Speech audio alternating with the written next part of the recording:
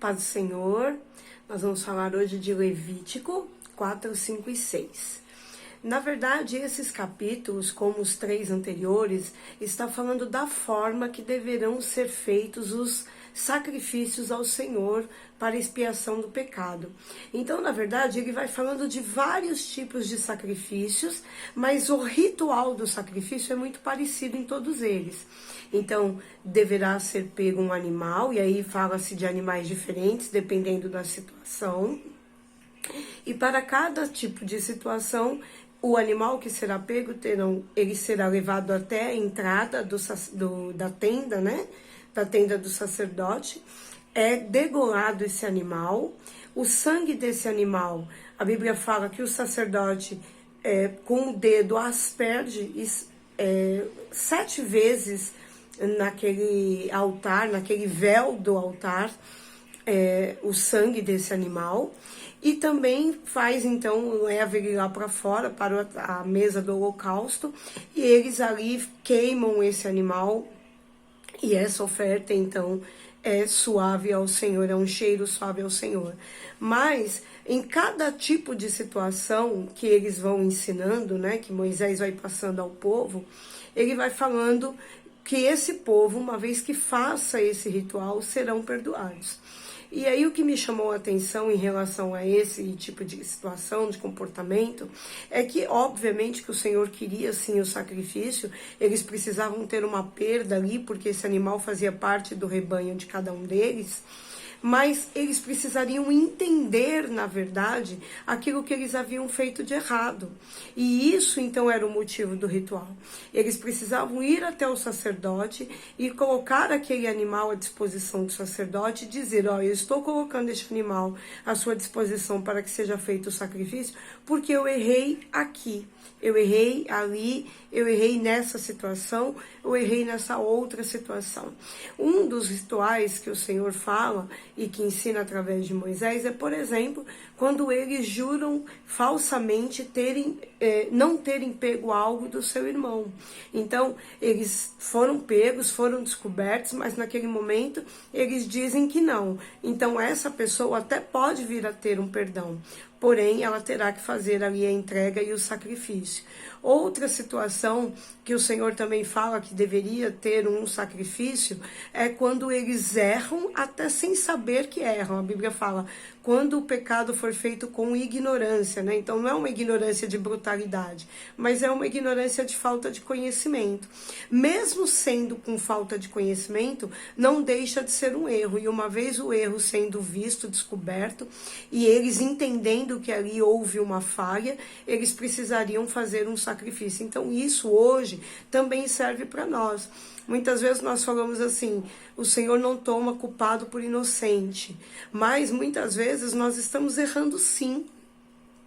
E uma hora que nós descobrimos em nós mesmos, de alguma forma, que aquilo que nós fizemos teve um erro, tem uma consequência, nós precisamos sim ir a Deus e falar, olha, eu não vou sacrificar aqui um animal, mas eu quero, Senhor, dizer ao Senhor que eu estou me sacrificando no pedir perdão, porque para muita gente pedir perdão é muito maior o sacrifício do que qualquer outra situação. Um outro dos tipos de sacrifício que eles vão então ter o entendimento que eles precisam fazer é quando a congregação faz um erro, quando ela comete um erro. Então a congregação precisa juntamente fazer um sacrifício. Então é também levado para o sacerdote aquele animal e então o sacerdote mata o animal, asperge o sangue, derrama aquele sangue sobre o altar, e derramando o sangue sobre o altar, eles então fazem eles são perdoados do pecado.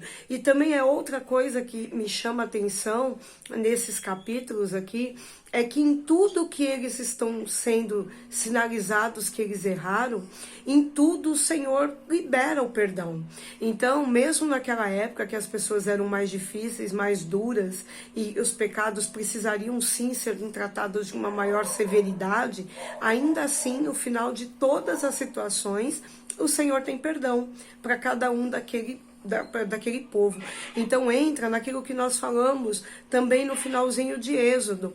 O Senhor, ele é bom em perdoar, ele é fácil de perdoar, mas para isso nós precisamos entregar esse sacrifício de pedir perdão. Nós temos que entregar para o Senhor o sacrifício do reconhecimento do nosso erro, da nossa falha, da nossa dificuldade, da constância da gente em errar. Mas fazendo isso, o Senhor, sim, ele tem prazer em nos perdoar, em andar conosco, em fazer com que nós possamos caminhar novamente na direção do Senhor. Uma outra coisa que eu também me chamou a atenção, que eu fiquei pensando nesse capítulo, nesses 3 capítulos, é que se nós olharmos os finaizinhos, né, de Êxodo, o Senhor meio que repete a palavra. Ele vai falando, olha, vocês terão que fazer a tenda com uma determinada medida, com uma determinada forma, com uma determinada estatura, enfim, vai passando os detalhes e esses detalhes são repetidos. E agora aqui também, os detalhes do sacrifício também são repetidos, mesmo sendo por motivos diferentes, a forma do ritual é muito parecida. E o Senhor detalha cada vez a forma que isso precisa ser feito e como deveria ser feito e por quem deveria ser feito e de que forma deveria ser feito. E aí eu fiquei também pensando sobre isso, e por que o Senhor ensina tão detalhadamente, e por que ele repete tantas vezes, porque esse povo, na verdade, não estava acostumado a servir a Deus. Vamos lembrar que eles acabaram de sair do Egito, eles acabaram de andar no meio somente agora de israelitas, e estão indo para a terra prometida. Então, o Senhor precisava orientá-los e ensiná-los da forma correta que eles deveriam serem conduzidos. Quando nós chegamos na igreja, quando nós chegamos nos grupos, quando nós começamos a participar da mesa do Senhor, nós também somos orientados praticamente em todas as igrejas. Por exemplo, a Santa Ceia é repetida e explicada da mesma forma sempre, porque nós estamos ainda em aprendizado. Nós temos 50 anos de crente, não importa, irmãos. Com o Senhor nós aprendemos todo dia. E por o Senhor, mais uma vez eu dizer que Ele é misericordioso, mais uma vez eu falo para vocês que esse repetir também é cuidado, porque quando o Senhor repete, até que um dia entre realmente no nosso coração o que é errado ou o que é esperado, isso é uma forma de evitar que nós venhamos a cair nos mesmos erros. Então não deixa de ser uma forma de orientação e de amor. Amém? Então hoje eu fico por aqui, nós continuaremos amanhã, falaremos então amanhã de Levítico 7, 8 e 9. Fiquem todos na paz do Senhor. Amém.